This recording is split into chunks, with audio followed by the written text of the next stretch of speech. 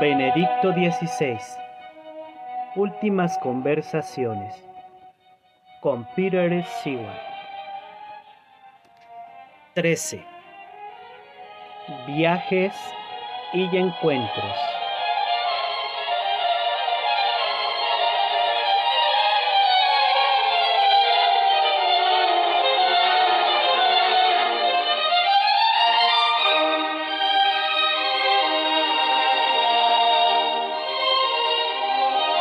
Hablemos ahora de sus encuentros con contemporáneos prominentes. Recibió a Václav Havel, ¿verdad? En efecto, fue muy hermoso. Había leído algo de él, algo realmente certero, en especial lo que dice sobre la relación de la política con la verdad. Su salud estaba ya bastante quebrantada, pero para mí fue conmovedor hablar con el hombre Václav Havel. Luego, también el encuentro con Simón Pérez fue un gran momento para mí, ya que es un personaje al que admiro.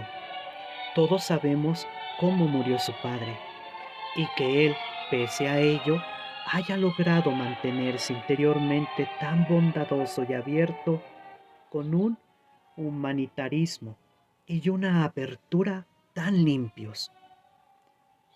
¿Cómo fue su encuentro con Obama?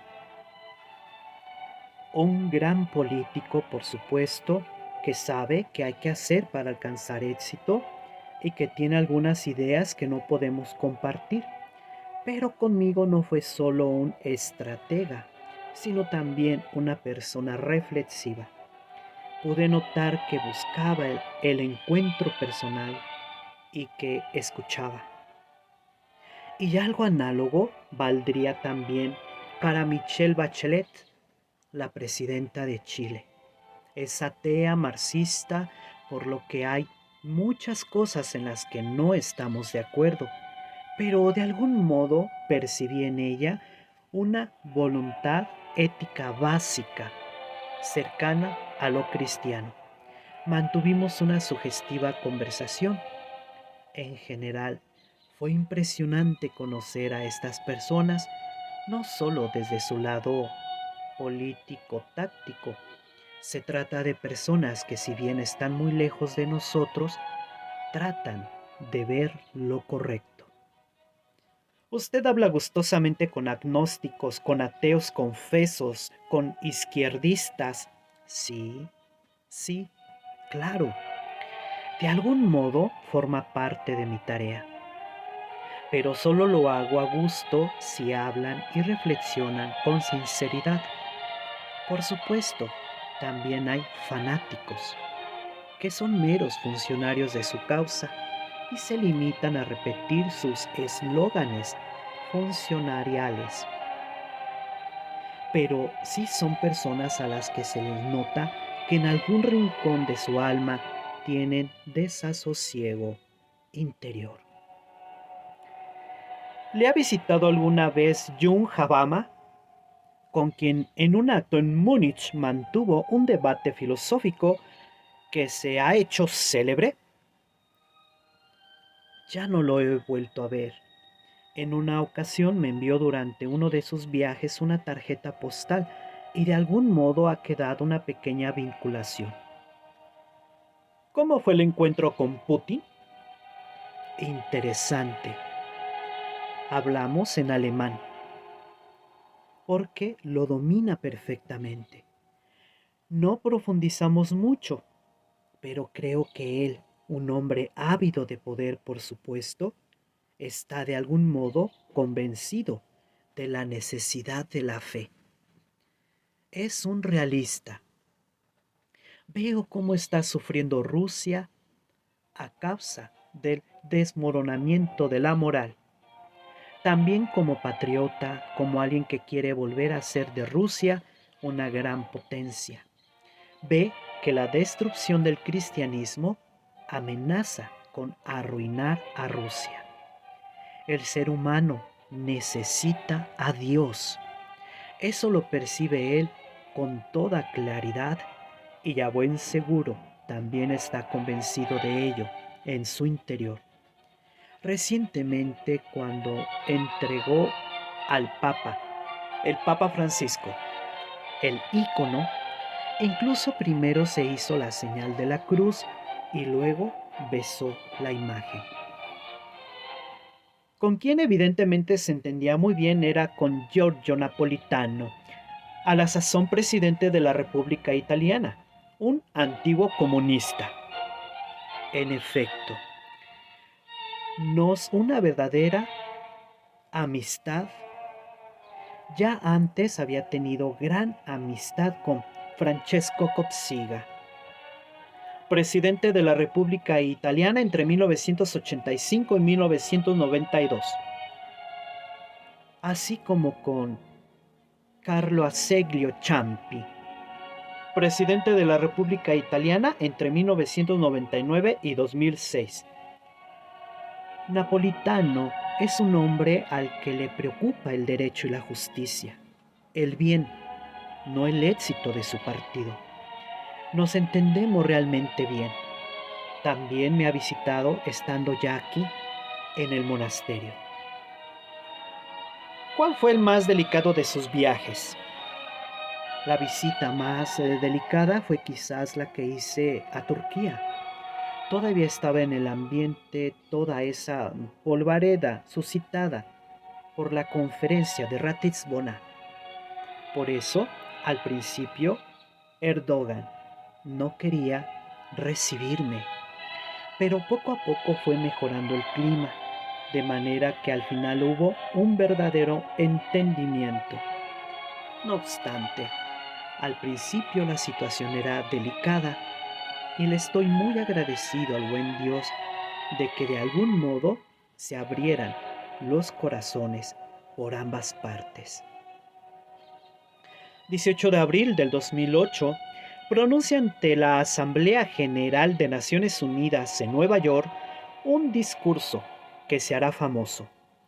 El New York Post escribió sobre su intervención: si a alguien no le conmovió, es que no está vivo. Y el Times londinense afirmó: durante su viaje a los Estados Unidos de América, Benedicto XVI se ha liberado sin duda de la sombra de su predecesor y ha mostrado su propio carisma. ¿Cómo vivió usted todo eso? En primer lugar, fue impresionante percibir la gran atención con la que se me siguió en la Asamblea General de Naciones Unidas durante todo el largo discurso. Y me parece que la ovación de los delegados, todos ellos puestos en pie, fue también expresión de que mis palabras conmovieron realmente a las personas. A continuación hubo toda una serie de encuentros con gente de la más diversa procedencia, con niños empleados de Naciones Unidas, políticos, lo que permitió que la ONU se convirtiera de institución en una comunidad de personas.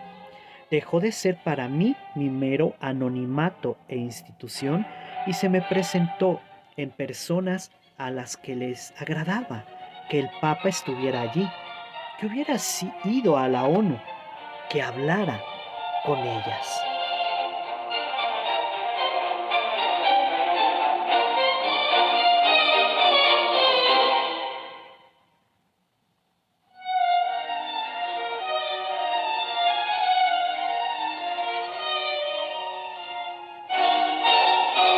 París, 12 de septiembre del 2008.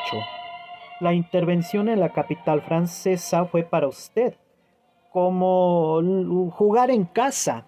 Es evidente que se sentía especialmente a gusto.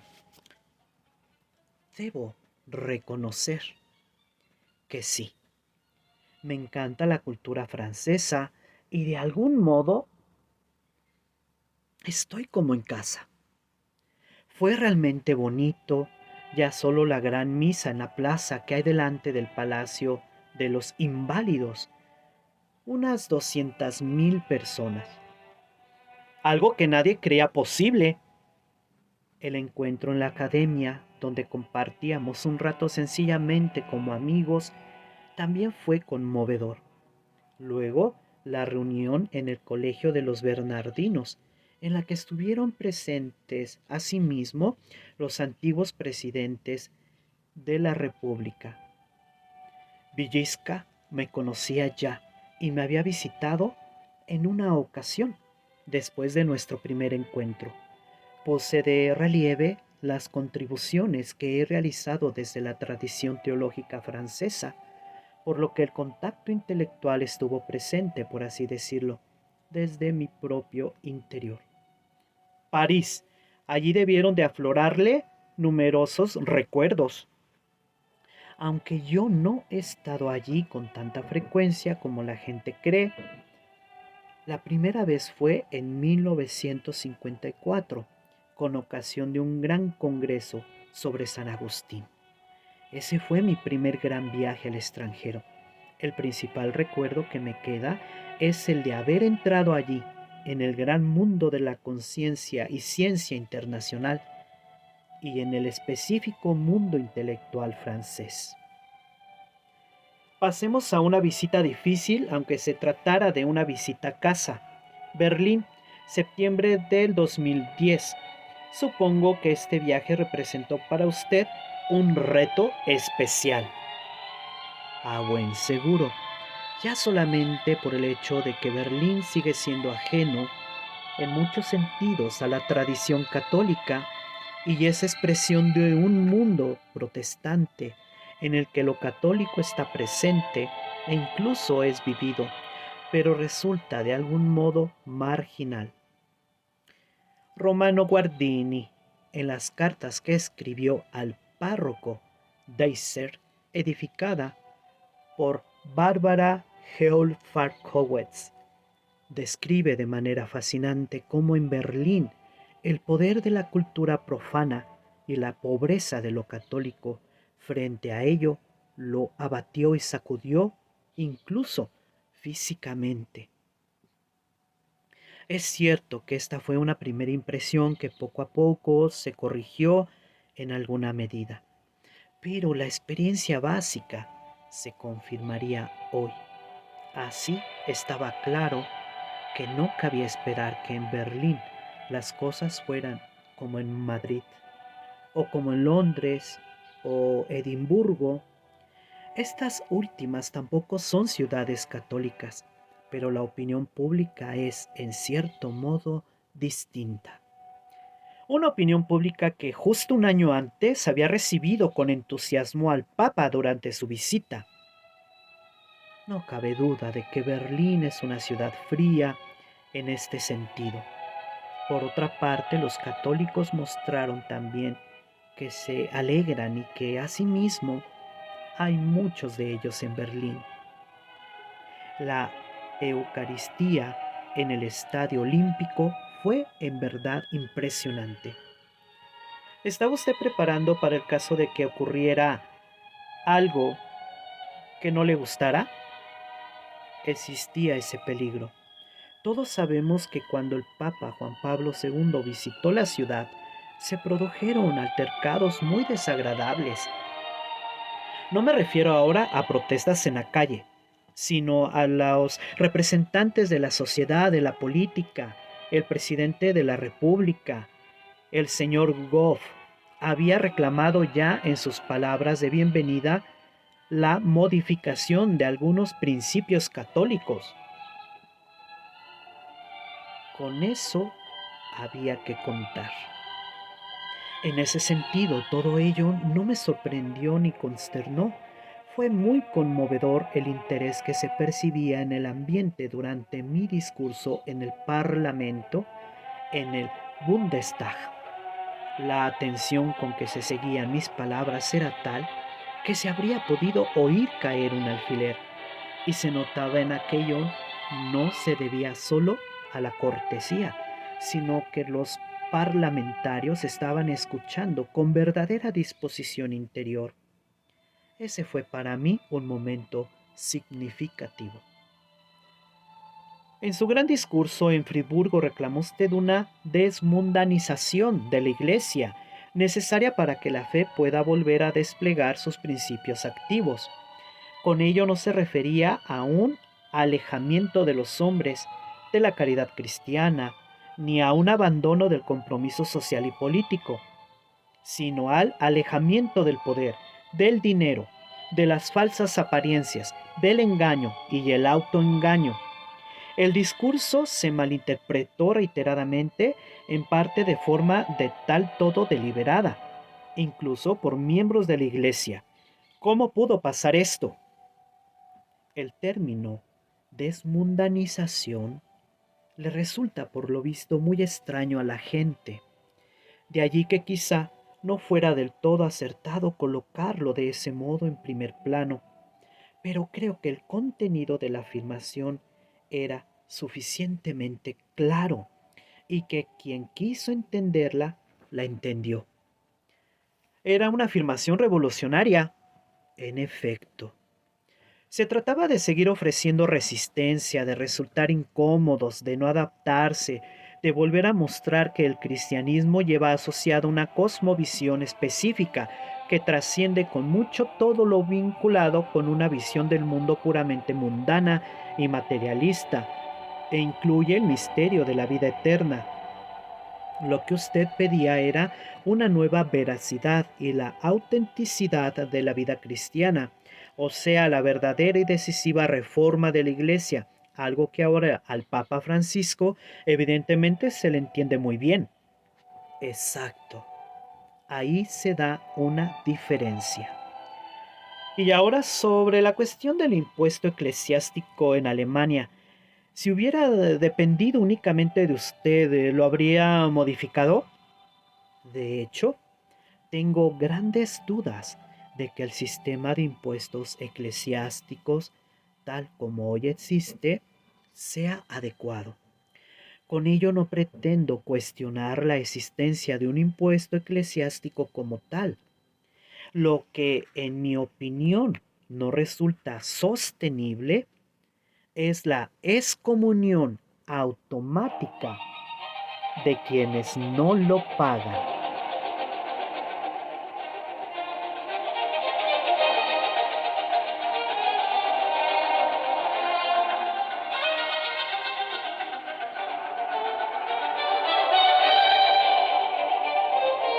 Muchos medios de comunicación alemanes ven en la Iglesia Católica un adversario del progreso, al que es necesario combatir. Seguramente ningún papa de los tiempos modernos haya sido tan maltratado en su país natal como usted. ¿Hasta qué punto le ha afectado esto? Bueno, los papas de los tiempos modernos fueron todos italianos, con la excepción de Boctila, aunque no hay que olvidar que Pío IX fue malentendido cuando se negó a ponerse al frente de Italia en la guerra contra Austria. Al principio se le consideraba un papa patriota abierto moderno, pero después de negarse a satisfacer dicha expectativa, experimentó un rechazo absoluto. Hoy difícilmente podemos imaginar la radicalidad de tal rechazo. Sin embargo, ello demuestra su grandeza, pues si se hubiese dejado investir como líder de Italia, eso habría significado el fin del papado. Conoció una pérdida del favor de los hombres solo soportable para un santo. Otro ejemplo es Benedicto XV. Para los italianos, la participación en la Primera Guerra Mundial formaba parte todavía del Risorgimento, del Renacimiento de Italia. Trento pertenecía aún a Austria y debía ser recuperada para Italia. Por eso, para ellos, la Primera Guerra Mundial constituía un deber patriótico, y Benedicto XV la caracterizó como una carnicería absurda. Eso se lo tomaron a mal, muy a mal, incluso numerosos católicos, pero en el fondo era heroico afirmar: no, no se trata de un acto patriótico, sino de una destrucción sin sentido. En otras palabras, que encajó bien los ataques contra su persona, que no le afectaron demasiado. No, máxime cuando pensaba en esos dos papas del siglo pasado y el anterior, Pío IX y Benedicto XV. Ellos vivieron lo mismo de forma mucho más extrema, mucho peor que yo. Tampoco el establishment católico destacó en Alemania, precisamente por su compromiso, por ejemplo, con la nueva evangelización, aunque la pérdida de la fe en el país había alcanzado dimensiones dramáticas. En Alemania tenemos un catolicismo establecido y altamente subvencionado, a menudo con laicos católicos contratados, que luego se enfrentan a la iglesia con mentalidad de sindicato. Para ello, la iglesia no es sino el patrón frente al que hay que posicionarse críticamente. No les mueve una dinámica de fe, sino que ocupan ese puesto de trabajo como podríamos ocupar cualquier otro. Ese es, creo yo, el gran peligro de la iglesia en Alemania, el tener tantos empleados, lo cual hace que exista un exceso de burocracia que nada tiene que ver con lo espiritual. Los italianos no pueden permitirse tener tanta gente contratada. La mayoría de quienes colaboran con la iglesia lo hacen como voluntarios. Así, por ejemplo, el gran encuentro de católicos que periódicamente tienen lugar en Rimini se organiza por convicción.